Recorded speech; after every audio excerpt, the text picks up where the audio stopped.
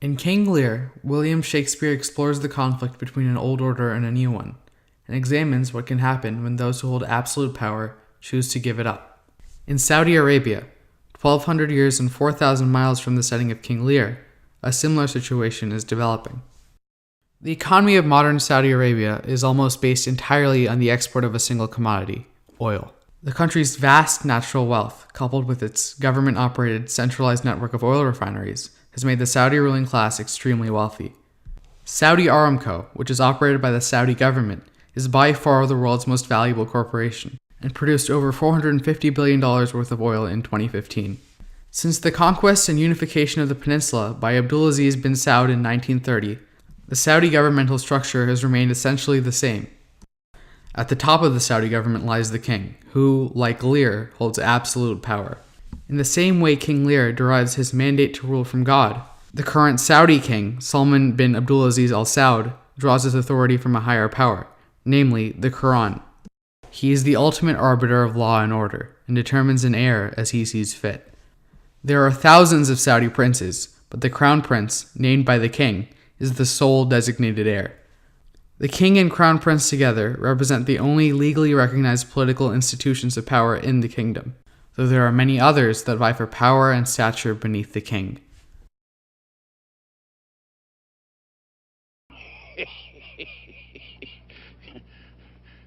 Tell me, my daughters, since now we will divest us both of rule, interest of territory, cares of state, which of you, shall we say, doth love us most?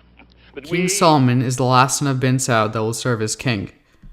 His son and heir is the 32-year-old Mohammed bin Salman, sometimes referred to by Western observers as MBS. MBS occupies several of the most important positions in the Saudi government. He is the Crown Prince, President of the Council for Economic and Developmental Affairs, and the Minister of Defense, and he heads a sweeping anti-corruption force that has arrested hundreds of high-ranking Saudi officials, royals, and businessmen. MBS presents himself as a reformer, a herald of progressivism in Saudi Arabia, and the personification of a new Saudi order. He has penned legislation allowing women to drive, and called for the country to less strictly follow the ultra-conservative Muslim ideology of Wahhabism, a key tenet of Saudi culture. His plan for a restructured, more socially progressive state, Vision 2030, is wildly popular among youth, who constitute nearly 70% of the population. His plan seeks to modernize the state, and includes the construction of a $500 billion futuristic city in the middle of the desert. On reforming his country, bin Salman says, "We don't want to waste our lives in this whirlpool that we were in the past 30 years. We want to end this epoch now. We want, as the Saudi people, to enjoy the coming days and concentrate on developing our society."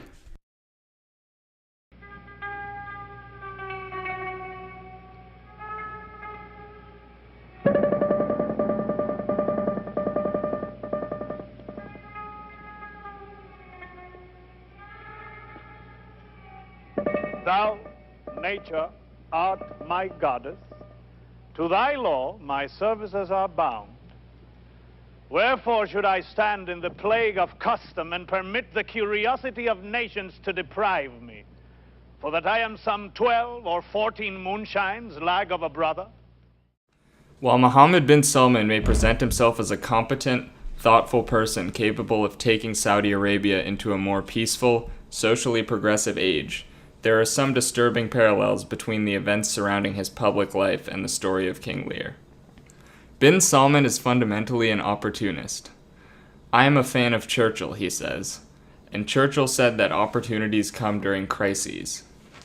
And I recall Churchill's statement whenever I see the obstacles or the crises in the region. In the summer of 2017, a crisis was brewing. Then Crown Prince Mohammed bin Nayef Al Saud had lost favor with his uncle, King Salman.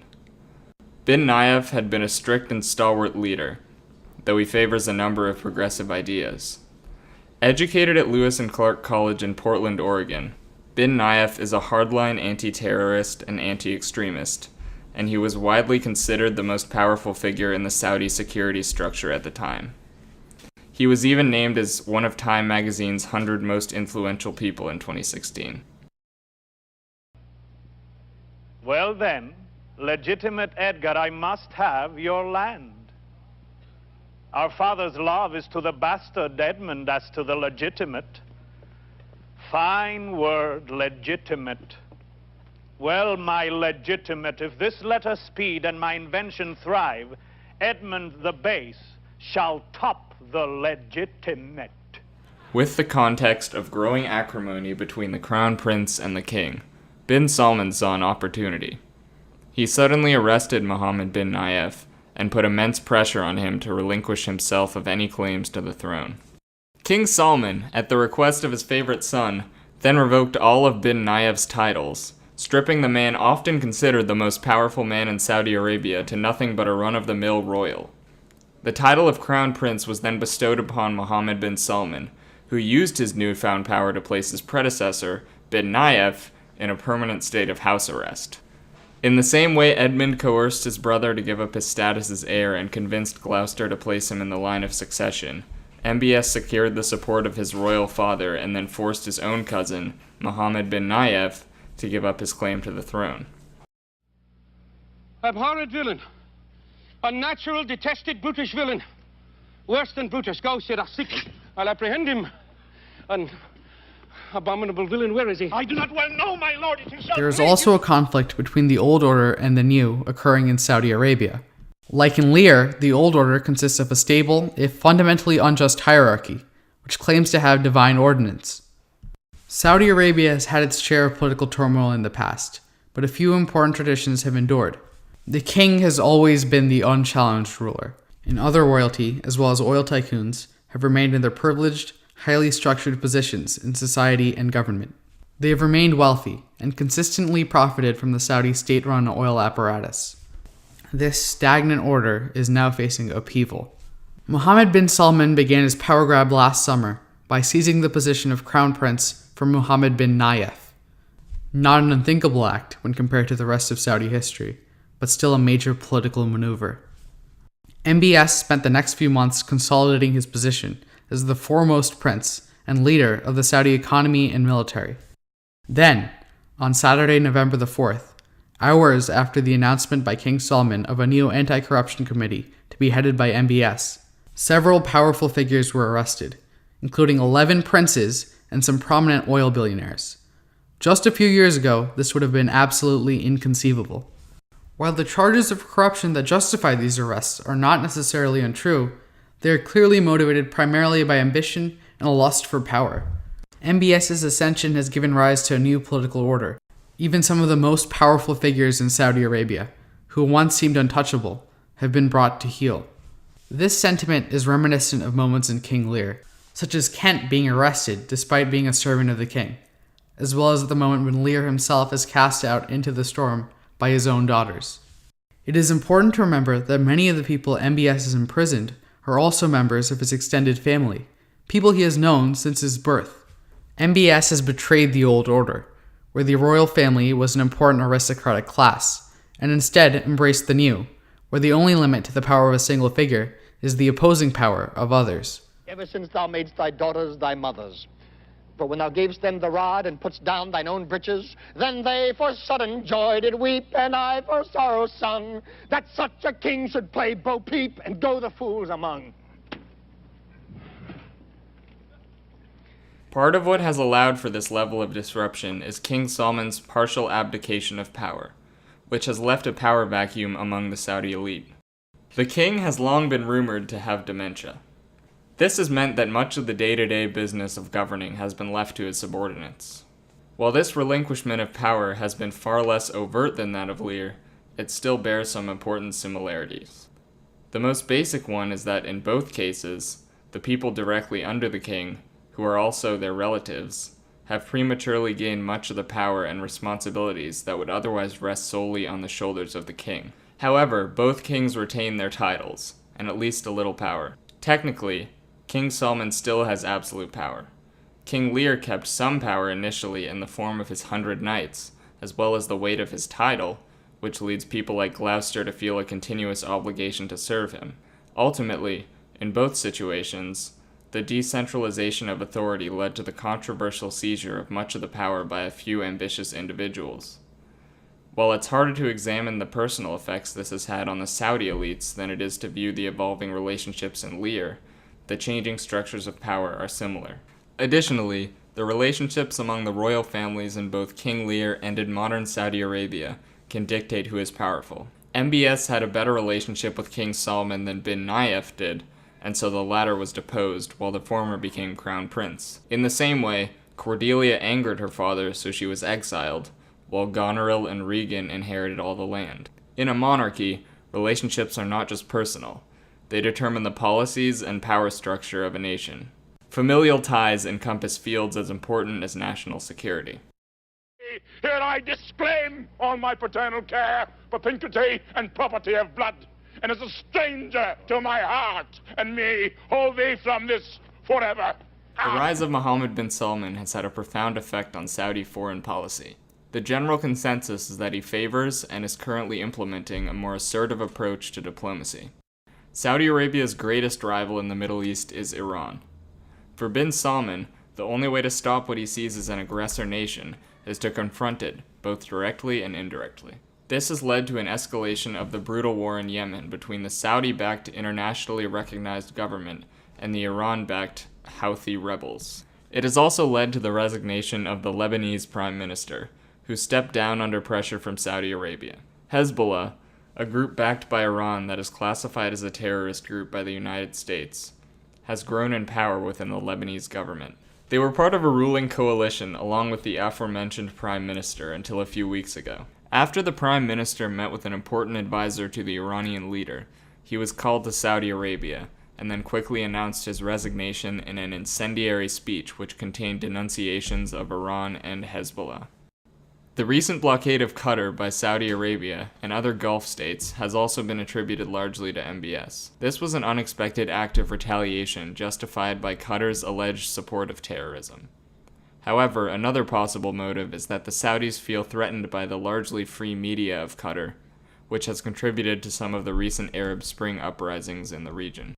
While there hasn't been an invasion of the country by a rival king seeking to restore the old order, as there is in Lear, there has been foreign and internal backlash to the rise of MBS. His new foreign policy has led to Qatar turning away from its Gulf neighbors and towards Turkey. Lebanon has lost its first stable governing coalition in years, and the escalation of conflicts such as the war in Yemen have led to more loss of life, among civilians as well as combatants. Domestically, while the powerful Wahhabi clerics have not yet displayed too much public anger, the Prince's Vision 2030 initiative, with its focus on modernizing a highly conservative nation, is sure to step on some toes. The current state of Saudi Arabia, like King Lear, involves a significant disparity between rhetoric and truth. Goneril, Regan, and Edmund, the faces of the new order in Lear, continually justify their actions with the assertion that old men like Lear and Gloucester are not fit to rule, and should therefore be replaced as soon as possible by their children. 'Tis the infirmity of his age. Yet he hath always but slenderly known himself. The best and soundest of his time hath been but rash. However, it is quite clear to the reader that their often cruel maneuvers are nothing but attempts to seize power for themselves. In the same way, the rise of MBS, as well as his signature agenda, Vision 2030, is parroted as a progressive, modern movement. However, while it may indeed prove to be good for the country, the clearest result so far is the consolidation of power in the hands of a man with a history of cruelty towards dissent. In fact, not only has the supposedly progressive MBS caused the death of peaceful protesters in the past, he has also displayed the same kind of corruption he uses as an excuse to arrest others. He even bought a $500 million yacht at the same time he enacted extremely harsh austerity measures. This suggests that the primary factor behind the new developments is the search for power, not any genuine desire to improve the country. No, my name is lost. By treason's tooth bear gnawn and canker bit. Yet am I noble as the adversary I come to cope. Which is that adversary? What's he that speaks for Edmund, Earl of Gloucester? Himself. What sayest thou to him? Thou art a traitor, false to thy gods, thy brother and thy father, conspirant against this high illustrious prince, and from the extremest upward of thy head to the descent and dust below thy foot, a most toad-spotted traitor. Additionally, widely publicized progressive reforms, such as the not yet implemented law allowing women to drive, are more symbolic than anything else. Women are still harshly oppressed. They need permission from their assigned male guardian to do virtually anything. Though being able to drive seems like something that would allow for more autonomy, the truth is, women have very little freedom whatsoever. They're still treated as the property of their husbands and fathers. In Lear, the old order is characterized by blind obligation, while the new order is defined by deceit and a prioritization of personal gain above all else. This fundamental conflict between opposing values is present in Saudi Arabia today. A repressive and aggressive regime outwardly espouses loyalty, peace, and goodness, while engaging in foreign and internal violence, destabilization, and persecution. All the while, this dynamic is dictated by a power struggle within the royal family. In truth, a dictatorship cannot be progressive. Autocratic rule is contradictory to personal freedom. In an age where appearances lie, when one's true intentions are obscured, reason becomes all the more essential. In paralleling this timeless work to our present time, it becomes all the more apparent that the centuries-old themes of King Lear are analogous to the deceptive, rapidly changing, yet thoroughly immoral, modern state of Saudi Arabia. The weight of this sad time we must obey. Speak what we feel, not what we ought to say. The oldest hath borne most. We that are young shall never see so much, nor live so long.